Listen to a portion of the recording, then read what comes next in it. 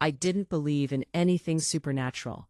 Not ghosts, not demons, not anything you couldn't explain with logic. But I do now, and I wish I didn't. My name is Erica. I'm 29, and about a year ago, I was living in a quiet suburb outside Portland. I had just gotten out of a long-term relationship that ended badly. Badly is a nice way of putting it. My ex, Daniel, didn't just cheat on me. He humiliated me. Publicly.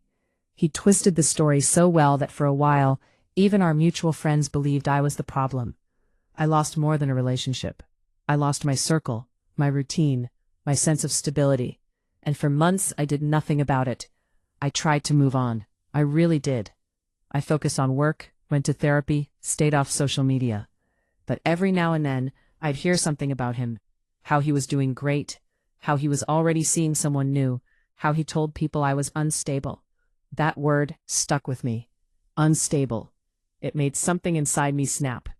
I didn't want closure anymore. I wanted revenge. Not the dramatic kind. Not anything illegal. I just wanted the truth to come out. I wanted people to see who he really was. So I started quietly. I still had access to some of our shared cloud accounts. Old backups, photos, messages. At first I told myself I was just looking for closure. But then I started organizing things. Screenshots, dates, conversations. And the deeper I went, the worse it got. There were other women, not just one. And just like with me, he had lied to all of them. Promises, plans, even talk about moving in together. It was like he was running the same script on different people. That's when I decided I wasn't going to confront him privately. I was going to expose him, but I wanted it to be undeniable.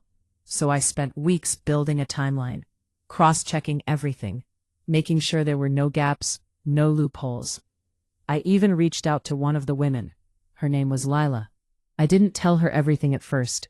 I just asked a few questions. Her responses confirmed everything. She had no idea about me, or the others.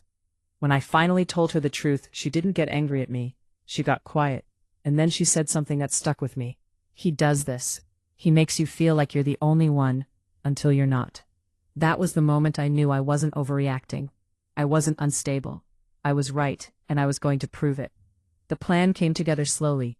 I created a file, organized, detailed, impossible to deny. Messages, timestamps, photos, even voice recordings, everything. I scheduled emails to his workplace, anonymous posts in groups he was part of, messages to mutual friends. It was all set to go out at the same time. All I had to do was press send. I chose a Friday night. I don't know why. Maybe because I knew it would spread faster over the weekend. That night I was alone in my apartment. It was quiet. Too quiet now that I think about it.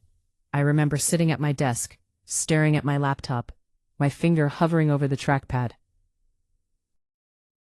Just aware that once I did this, there was no going back.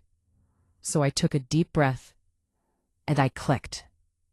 For a few seconds, nothing happened. Then my phone buzzed. A notification. Then another. Then more. Messages from people I hadn't spoken to in months. What is this?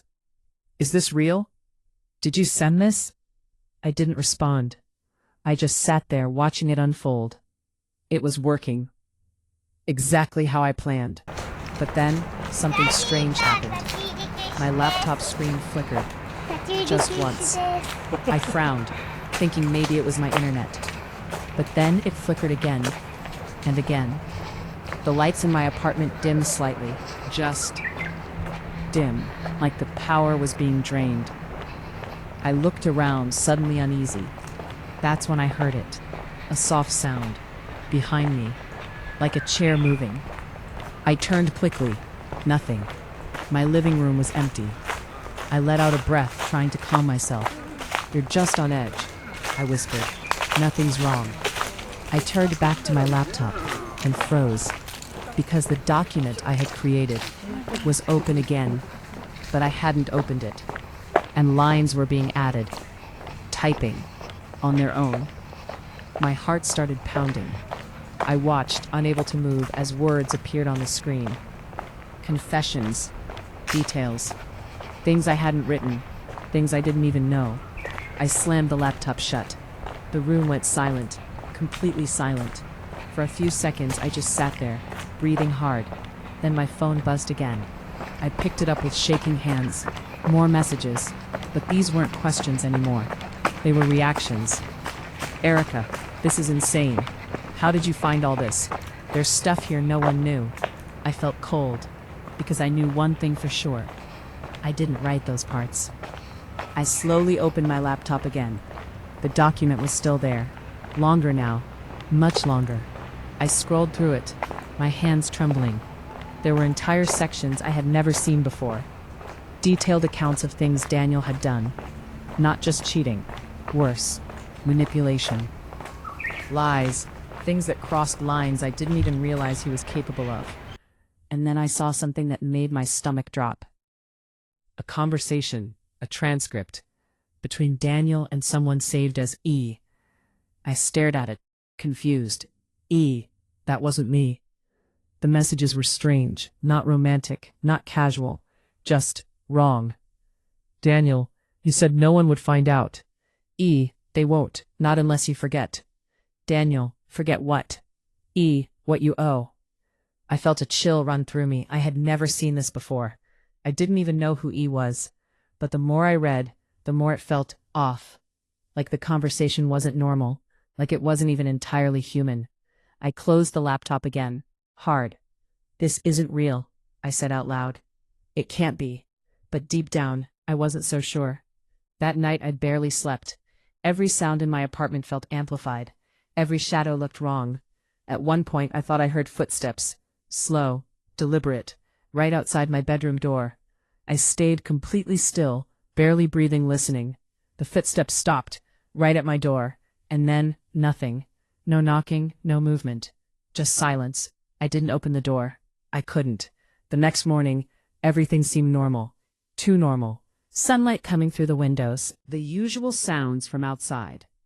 For a moment, I convinced myself I had imagined everything. Until I checked my phone.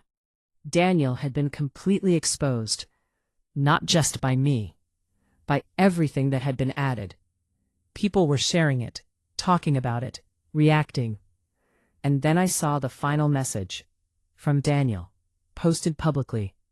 I don't know how she knows all this. She wasn't there. I stared at that line for a long time. She wasn't there. What did he mean? Before I could think too much about it, my phone buzzed again. A new message. Unknown number. I hesitated before opening it, but I did. It was a single line. You finished what was started. My heart dropped. I typed back immediately. Who is this? No response. I tried calling. The number didn't exist. That was 3 months ago. Daniel disappeared shortly after that. No one knows where he went. Not his family. It's like he just vanished. And I wish I could say that was the end of it. But it wasn't, because sometimes late at night I still hear footsteps. Not outside my door, inside my apartment. Slow, careful. Like something is walking around, learning the space. And every now and then, my laptop turns on by itself. The document opens, and new lines appear. I don't read them anymore. I can't. Because the last time I did, I saw my name, in a section that wasn't there before. And at the bottom, one sentence.